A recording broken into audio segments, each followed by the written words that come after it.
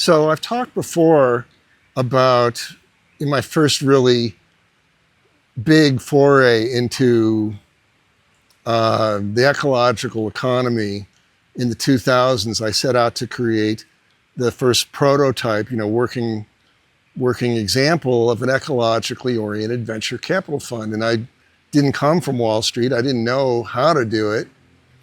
I learned a little bit about it. In fact, actually, what's really funny is I was talking about it because I could see the vision, but like I said, I didn't know how to do it.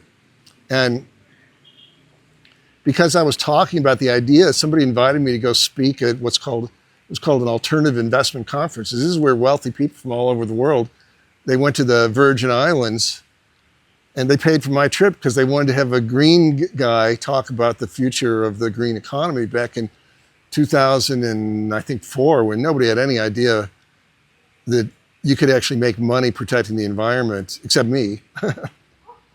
Really, it was such a foreign idea. So the thing is, I was the last speaker and I didn't know anything about what I was going to talk about. And what did I do? I went to every class because what they were doing is all these different investment companies were teaching the customers, which were mainly like family offices or individual wealthy people, about their investment strategies, how they could give them a better return on their money. And I'll do some more videos. So I learned so much about how to make money as a fund manager from that in very interesting ways that really apply to everything I'm talking about. So what happened?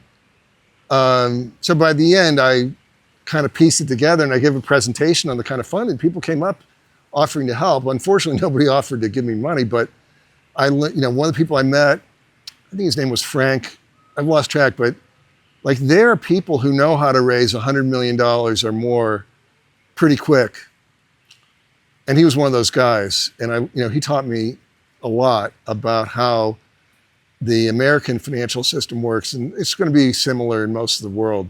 There are people who essentially they're like brokers, you could say. They spend a long time building up a community of people that want the kind of deals that they might present to them. You can call those syndicates. There's a lot of different flavors, but like if you see a mutual fund on Wall Street, probably there's some little boutique company that raised that money and accumulated the money so that the operator could actually then have enough to manage. And again, fund management is a really rough business. I mean, if you have $100 million under management, that sounds like a lot. But the fees that you get to earn from that every year are only about $2 million a year. And it's not just like you're one guy. You've got to pay a lot of lawyers, a lot of accountants, and you've got to do a lot of homework, a lot of diligence on your investments, because you're not you're taking somebody else's money and putting it into a third-party company. And who can really control what those entrepreneurs or the leaders of those companies are doing? So it's a super complicated business that doesn't really start paying anything real until you've got, at least, maybe 500 million under management. And these can be very challenging to raise because of the way financial laws work. Okay, that's largely a thing of the past. And also I've learned techniques that allow me to do what I'm saying much more simply. So, if you've got an idea, like where do you want to be in the ecosystem of creating a better planet? Do you want to run a discrete business? Do you want to manage funds? Any of those things, I'd be happy to advise you on those. Okay, so here's the meat of the story that I wanted to share with you. So here I've got this idea. I came back. I had a pretty good idea of what I was going to do. I really didn't know still, but I knew who the players were. I knew where I could get the guidance, and I started raising money. And people started giving me money. And then I did another round, and people gave me more. When I say gave, we'll call it investing. I didn't know how to handle their money with integrity. But the money did go to pay my bills. It wasn't really a very cash-intensive thing. And I started getting, there were lawyers in, Wilson Sonsini, the big securities firm in San Francisco. They provided me with pro bono legal work, $50,000 worth of legal work to structure the thing. but I needed money to boot it up, and so these guys provided. But anyway, it turned out that wasn't enough. In fact, I'll probably do another video in a minute about what really happened with these guys, my big time lawyers. So finally, by 2007 or so, I was exhausted. It didn't work. And I sent out an email to my investors and said, hey, I can't keep going. And two separate investors, George and Kurt, they both called me separately. They didn't know each other. And they said, and they had invested like 10,000 each. And I was so moved. They said, Mark, we never thought you'd succeed. Like, we gave you the money knowing deep in our heart that you would fail. I go, geez, really? I never would have asked you for money if I had any doubt.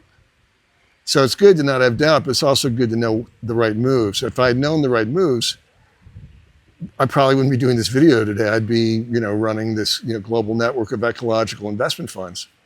I still, hope to find enough people to create a community of fund managers who understand ecology. Like, that is still a valid goal.